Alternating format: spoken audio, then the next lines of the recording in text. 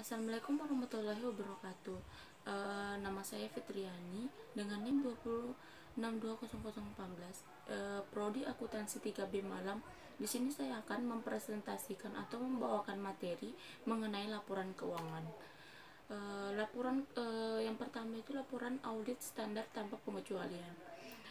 Agar para pemakai laporan dapat memahami laporan audit standar profesional, AICPA telah menyediakan kata-kata baku untuk laporan audit. Masing-masing auditor dapat mengubah sedikit kata-kata atau penyajian, tetapi artinya harus sama. Laporan audit standar tanpa pengecualian berisi 7 bagian berbeda, yaitu yang pertama judul laporan, yang kedua laporan audit, alamat laporan audit, yang ketiga paragraf pendahuluan, yang keempat paragraf ruang lingkup, yang kelima paragraf pendapat, dan yang keenam itu nama KAP, dan yang ketujuh yang terakhir itu tanggal laporan audit. Laporan audit standar tanpa pengecualian yaitu laporan audit standar tanpa pengecualian diterbitkan bila kondisi-kondisi berikut dipenuhi. Ada lima kondisi yang harus dipenuhi. Yang pertama yaitu semua laporan neraca, laporan laba rugi, laporan ditahan, laporan arus kas sudah termasuk dalam laporan keuangan. Yang kedua itu kegiatan standar umum telah dipenuhi dalam semua hal, yaitu berkaitan dengan penugasan. Dan yang ketiga itu bukti audit yang cukup memadai telah terkumpul dan auditor telah melaksanakan penugasan audit ini dengan cara yang memungkinkannya untuk menyimpulkan bahwa 3 standar pekerjaan lapangan telah dipenuhi. Dan yang keempat, laporan keuangan telah disajikan sesuai dengan prinsip-prinsip akuntansi yang berlaku umum. Yang kelima itu tidak terdapat situasi yang membuat auditor merasa perlu untuk menambahkan sebuah paragraf penjelasan atau modifikasi kata-kata dari laporan audit. Selanjutnya yaitu keuangan dan pengendalian internal. Laporan keuangan dalam pengendalian internal atau laporan keuangan menyajikan baik laporan keuangan maupun laporan manajemen tentang pengendalian internal atas pelaporan keuangan.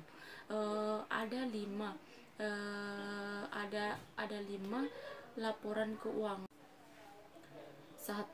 Paragraf pendahuluan, ruang lingkup, dan pendapat modifikasi untuk menyertakan referensi pada laporan manajemen tentang pengendalian internal atas laporan keuangan, dan ruang lingkup pekerjaan auditor serta pendapat tentang pengendalian internal atas laporan keuangan. Yang kedua itu paragraf pengendalian dan pendapatan juga mengacu pada pada rangka kerja yang digunakan untuk mengevaluasi pengendalian internal. Yang ketiga itu laporan itu menyertakan paragraf sesuai paragraf ruang lingkup yang menetapkan pengendalian internal atas pelaporan keuangan. Yang keempat, laporan itu juga menyertakan paragraf tambahan sebelum paragraf pendapat yang menyatakan keterbatasan yang melekat dari pengendalian internal. Yang kelima itu meskipun pendapat audit atas laporan keuangan mencakup banyak periode pelaporan, asensi manajemen tentang efektivitas pengendalian internal adalah untuk akhir tahun fiskal yang paling baru. Selanjutnya itu laporan audit wajar tanpa pengecualian dengan paragraf penjelasan atau modifikasi kata-kata. Penyebab paling penting dari penambahan paragraf penjelasan atau modifikasi kata-kata pada laporan wajar tanpa pengecualian standar yaitu ada 5. Yang pertama itu tidak adanya aplikasi yang konsisten dari GAAP. Yang kedua itu keraguan yang substansial dari going concern. Yang ketiga itu auditor juga dan auditor setuju dengan penyimpangan dari prinsip akuntansi yang dirumuskan. Yang keempat itu menentukan pada suatu hal atau masalah. Yang terakhir itu laporan yang melibatkan. Selanjutnya itu penyimpangan dari laporan audit wajar tanpa pengecualian. Ya, ada 3 kondisi yang berkaitan dengan hal ini. Yang pertama itu ruang lingkup audit dibatasi. Yang kedua itu laporan keuangan tidak sesuai dengan GAAP. Yang ketiga itu auditor tidak independen. Jika salah satu dari ketiga kondisi atas memerlukan penyimpangan dari laporan wajar tanpa pengecualian yang ada dan bernilai material, maka laporan selain laporan wajar tanpa pengecualian harus diterbitkan. 3 jenis laporan audit yang diterbitkan tersebut adalah: yang pertama itu pendapatan wajar dengan pengecualian, yang kedua pendapatan tidak wajar, yang ketiga itu menolak memberikan pendapat. Selanjutnya itu materialitas, yaitu suatu pertimbangan penting dalam menentukan jenis laporan yang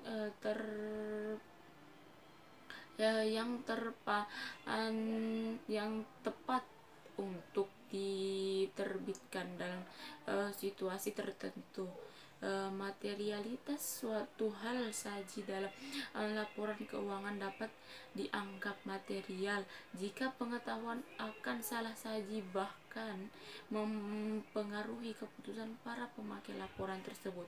Dalam menetapkan definisi ini, 3 tingkat materialitas digunakan untuk menentukan jenis pendapat yang akan diterbitkan. Yang pertama yaitu jumlahnya tidak material, yang kedua itu jumlahnya material tetapi tidak memperburuk laporan keuangan secara keseluruhan, dan yang ketiga yaitu jumlahnya sangat material atau begitu pervasif sehingga kewajaran laporan keuangan secara keseluruhan diragukan.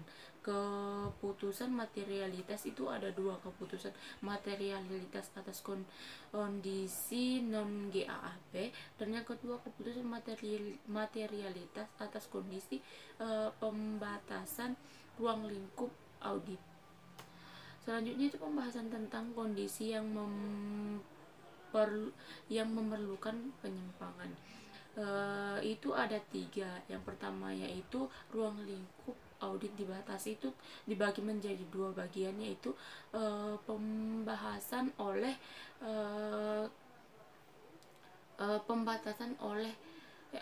kendali klien. Yang kedua itu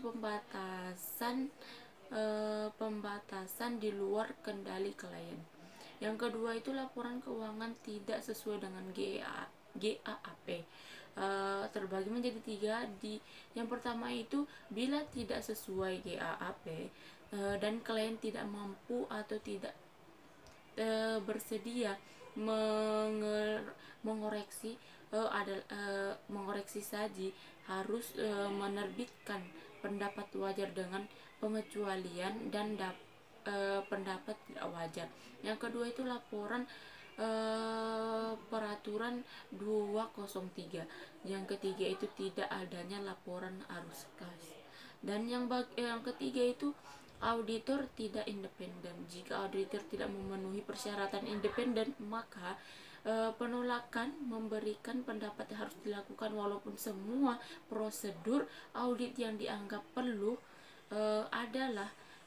dalam situasi tersebut telah dilaksanakan. Laporan audit ini harus 1 paragraf dan tidak diberi judul.